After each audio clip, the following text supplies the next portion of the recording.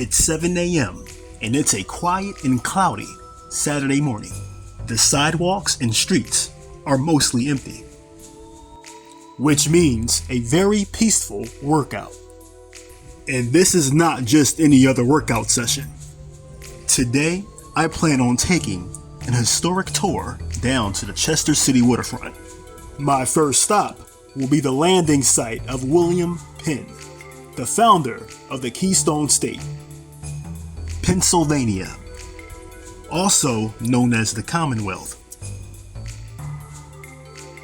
Here it is, the landing site. This is where William Penn set foot on this land after traveling northbound on the Delaware River.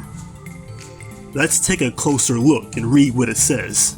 This stone marks the spot where William Penn landed, October 1682.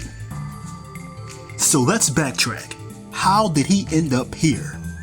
Well, it turns out the year prior, on February 28, 1681, King Charles II granted a land charter to William Penn to repay a debt owed to William's father. This transaction represents one of the largest land grants to an individual in history. William Penn wanted to call the land New Wales, but there were objections to that name. William then recommended the name Sylvania, which in Latin means forest or woods. King Charles instead named it Pennsylvania, which means Penn's Woods, in honor of Admiral Penn. So how did William Penn come up with the city's name, Chester? Well, the original name of the city was, and I hope I'm saying this right, Mecopanaka. The natives, the Akihakings, lived here at the time.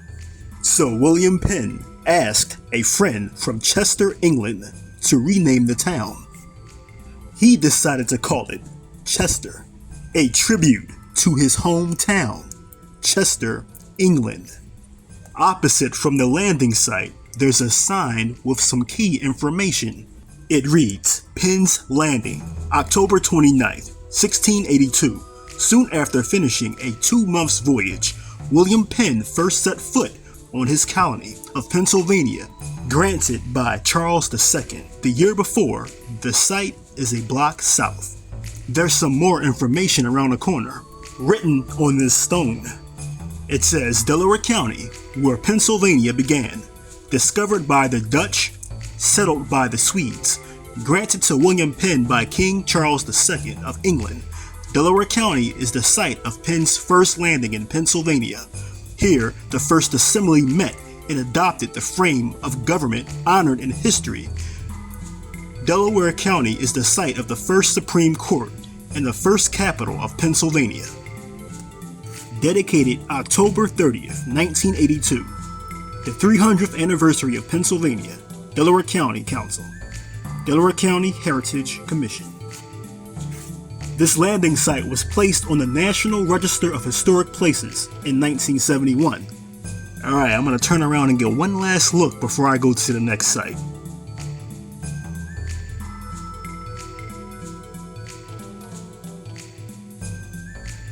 Now, let's continue down the road towards our next destination. Calvary Baptist Church. This establishment has been around for over a century. This church was organized in 1879 by a small group of freed slaves who migrated from Virginia. And here's another interesting fact about this church. Martin Luther King Jr. attended this church while studying at Crozier Theological Seminary from 1948 to 1951. King's father had reached out to the pastor of this church at the time. The pastor agreed to take King Jr. under his care and to monitor his studies and activities at Crozier.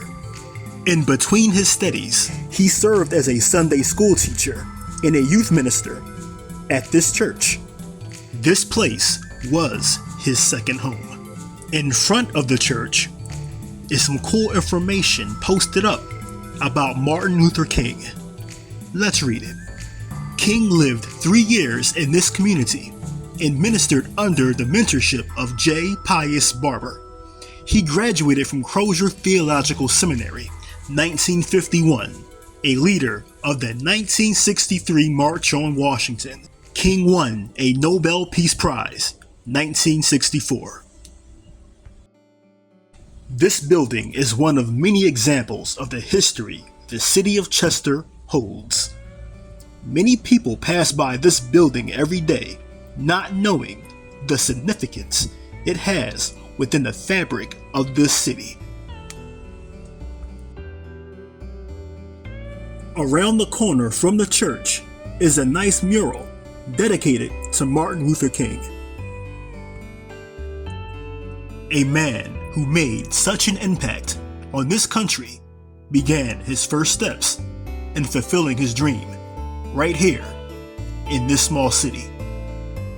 His dream continues to live on.